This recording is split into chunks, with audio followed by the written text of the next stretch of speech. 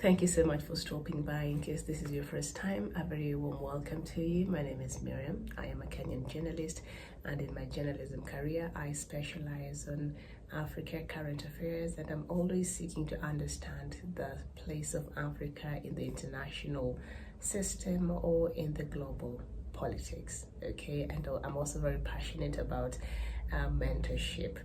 And speaking of which, sometimes depending on how you were raised or which family you came from or what your parents were able to do in to be able to prepare you for whatever it is that you're doing today, sometimes there's some of us who can feel stuck because we feel like we were not given the best. Our parents perhaps are not able to take us to school well or to provide for us with certain things that were required along the way, and the others who just didn't have, so there's nothing you could do about it.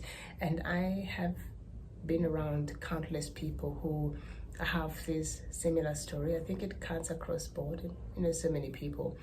And there are those who have been able to take that and turn it around, but there's some people who are still stuck over I was not able to be taken to school, and so therefore that is why I am the way I am.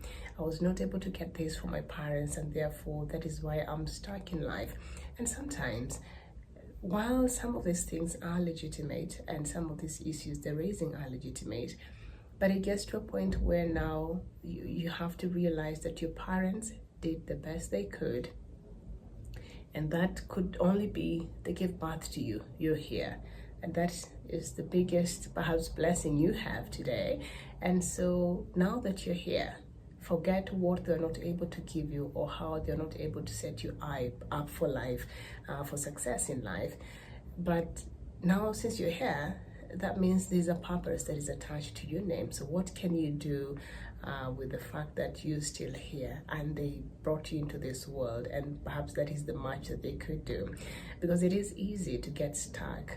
It is easy in life. It is easy to just give excuses as to why we cannot progress, as to why we cannot see beyond our nose, as to why we can't have these lofty dreams, as to why we cannot have ambitions just like everybody else. And we can choose to get stuck and use that as a crunch and as why we cannot walk quickly towards where we're supposed to go. Or we can take that and say, this is much they could do, but now I do have an opportunity to have a different life than they had, and perhaps even in the process I can improve their own lives. And I know that is the story of so many of us. We are living the kinds of life we're living today that is quite different from what our parents had. We're having a much better life, better quality, and in that regard, if you're still blessed to have your parents with you, so now you become a blessing to them. Okay, and that has been my story. That has been a story of so many other people that I know. But I do also know people who are stuck and will use any excuse connected to their past as to why they cannot move forward with life. Things happened. Even sometimes you've made mistakes. Like for me, I made so many foolish mistakes, if I may call them that, in my early years, adulthood. But it's easy for you to just be discouraged and say, you know what, after all, I did this and this this happened and that was the outcome and all that. Or, you know what, I did that because at that point I did not know any better. But now I have grown, I have matured. I'm still in the process of understanding certain things well. But the kind of information I have right now is not what I had 10 years ago, 20 years ago. So now I'm able to make better decisions, or I'm able to look at situations differently. So I'm able to rectify some of these things. And so that is just part of life. You will never have everything aligned in a row for you. You will never. It's not in many cases. There are those who are lucky, bless the Lord for you. And there are those who sometimes all is required of you is faith, and all that is all you have, and you really are trying to get to a space where you feel that you should be getting, and ambitions that you're meant to be chasing, and passions that you're meant to be pursuing. And it can be very discouraging, but don't sit and wait for the favorable time. There's never a favorable time in life. take the chance. Just take a chance on yourself. Take a chance on the skills that you have. Take a chance on the talents that God has given you. When God created us, I'm a believer, so when I talk, you'll be hearing a lot about God.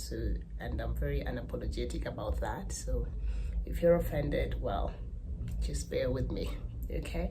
But when God created all of us, He did not put us in this world just like that. He did not set up for failure like that. We came into this world fully equipped to meet the responsibilities and some of these things that you're meant to be doing. So if you search within you, it is there. You have the skill.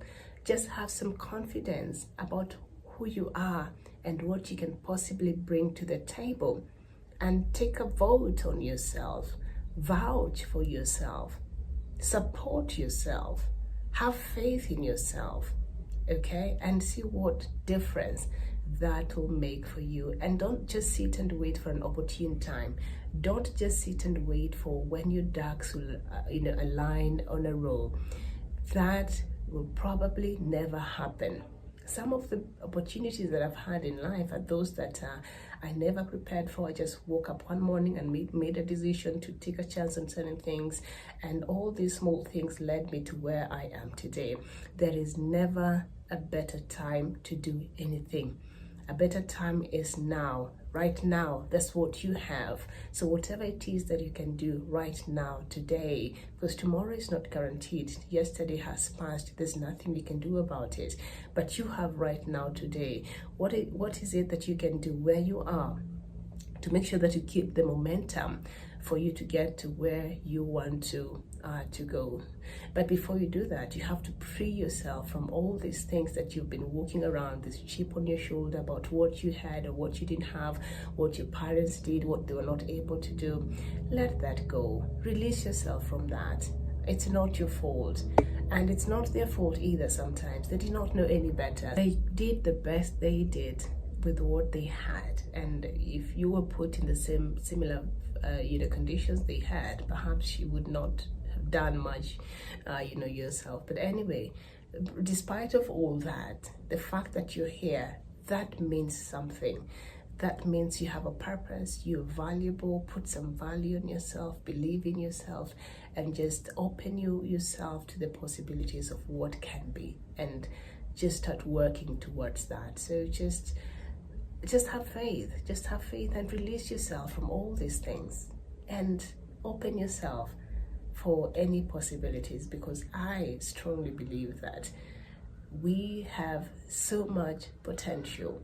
But unless we work towards realizing these potentials, then it will just remain potential. So you have to do something on your part, even as you hope and pray for God to open certain ways and to provide for certain things that you need along the way. But you have to do your part in trying to unlock this potential so that it can become a tangible blessing, and you can walk in your purpose and in the truth and in the calling and in the totality of who you are and who God has called you to be.